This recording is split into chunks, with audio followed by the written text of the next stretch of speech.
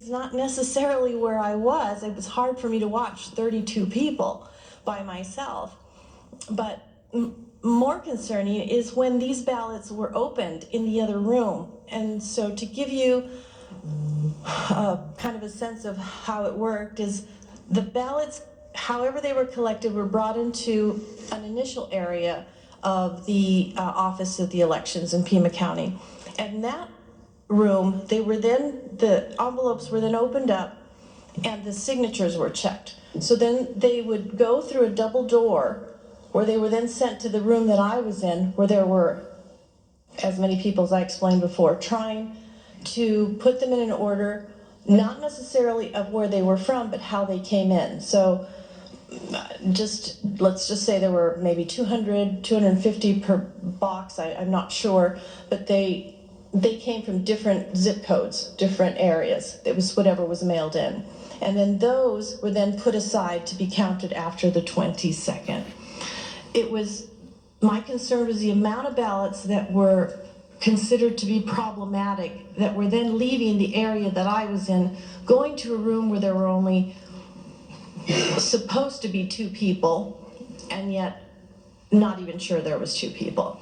So that was my experience as an observer that I shared. I thought that was concerning. The other thing is when I came back to drop off my ballot, I had to drop it off outside, and there was no longer a police officer, and we found out that it was because our mayor, I live in Oro Valley, but the Tucson mayor wasn't allowing a police officer in front of the office anymore because it was upsetting to people to come and vote. And so I asked the man, I have to put my ballot out here.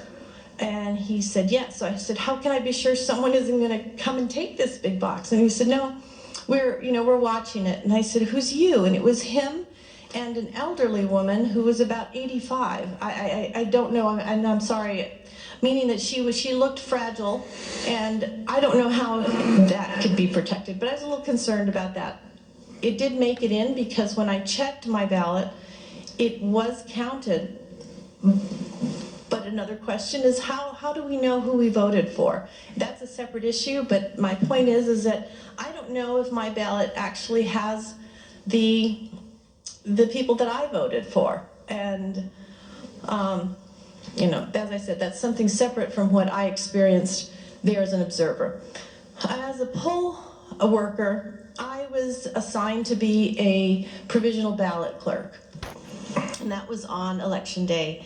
And on that day, I had worked the primary in August, so I had an idea of who would come by, what the issues were. But this time, we had so many more people who needed a provisional ballot than we had been allotted to have in this one precinct. So that was concerning. But the people that came to me I had so many people who said, I didn't ask for a mail-in ballot. My wife isn't listed as an early ballot person, but I am. And those are the kind of people that we had a lot of. But secondly, I had people who had just moved here from other states, and most of them were from 2 apartment complexes. It was concerning because as we counted them, we probably had over 40 people who were in one apartment complex with one address who had moved here from other states that I began to turn away. I'd say, I don't know, within the hour, we were so busy that I took a break and went outside. And a gentleman with a yellow shirt said, hi, I'm with the Democratic Party. I'm here from California, and I'm here at this precinct specifically. I came from a Phoenix in Maricopa County, a precinct there, and we're here to help turn Arizona blue. And I don't know if just looking at me, he decided that he felt safe saying that to me. Maybe he assumed that I would be okay with that. I was shocked, and I said, "Oh, so what?" He said, "Oh," I said, "So what is your plan? What are you doing?" And he said, "Well, I have lawyers on call to contact immediately if they don't allow them to vote, people to vote." And I said, "Well, there was a cutoff date." And he said, "Nope, every vote should count." So that made me nervous, of course, because I didn't know the law specifically, and I didn't want to do something that would cause a problem. So I thought, and he said, "Oh, I've only had to turn away, no, just a couple people were turned away, and I was able to help one person go back in." Well, that was probably sent to me because I was the provisional ballot clerk. So of course that was somebody that I had to take care of. So I went back in and thought, well, this is unusual. I'm concerned that somebody outside is going to be calling an attorney on something that I did, because I said no. I sent somebody away and said, "I'm sorry. I mean, if you don't have any proof that you've lived here or proof of having registered, I can't give you a ballot."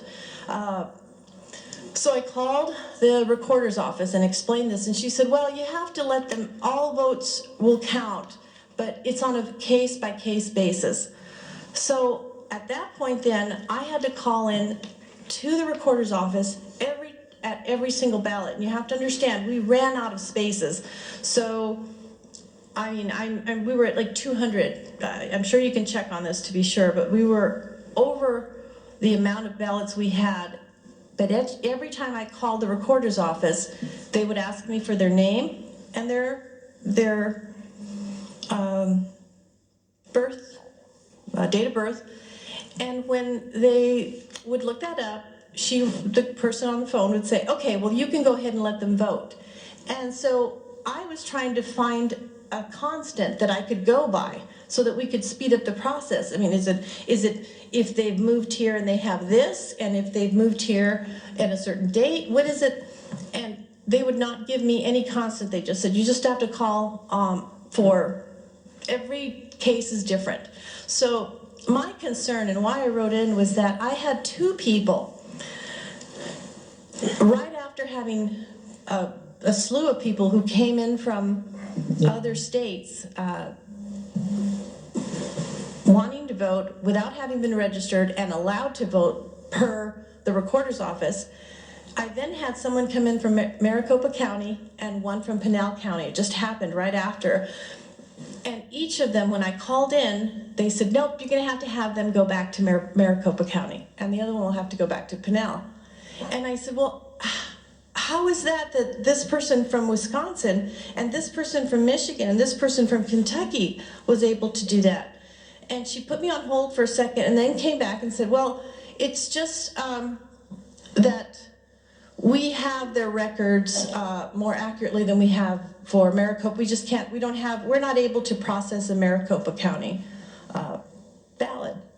So I had to send them away. But then as other people were coming through, it made me question why that was happening. So I asked them, "Do you have information that will prove that you are a resident, that I can verify that you are registered to vote here?" And they would pull out their card, and it very clearly said that they were Republican. They had a voter card. So to test this theory out, I called the recorder's office and asked them, and they were denied. I had to deny them. And so I was in a frenzy trying to take care of all of these people, but I found that the discrepancy between every vote counts and only those that the recorder's office would allow was indicative of how they chose who they wanted to allow to vote. And there was consistency in the voter preference that they chose. And that concerned me, because by the end of the night, which was at 8:15, after we counted all of the votes and they got put in the box and we were waiting for someone to come get them, I'm in the car and the election was already counted for Arizona, which I found appalling, first of all, after working 15 and a half hours taking in votes. But the experience really led me to believe that it was not, there should have been a system that we could have followed, because I understood that registered voters ended on a certain date and you couldn't come in and vote, but I was having to allow people to vote that literally had just moved here within 2 weeks, 3 weeks, and they were all from two different, not all of them, I take that back. There was a large majority, a large percentage of people who had addresses from 2 apartment complexes. And the last thing is that I had a homeless man who came in with a registration, and the reason I know he's homeless is because I said, "Where do you live?" And he said, he didn't speak English, and he said, "I don't have a home, but when I was at a shelter, they registered me at the recorder's office." So when I called about it, and they said, "Well, he was probably registered to be in this precinct."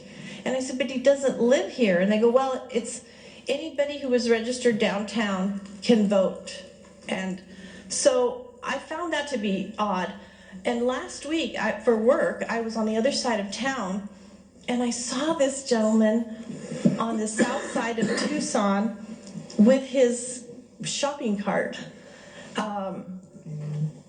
And I swung into the parking space and called him and just said, "Hi, can I talk to you?" And when he saw me, he ran off.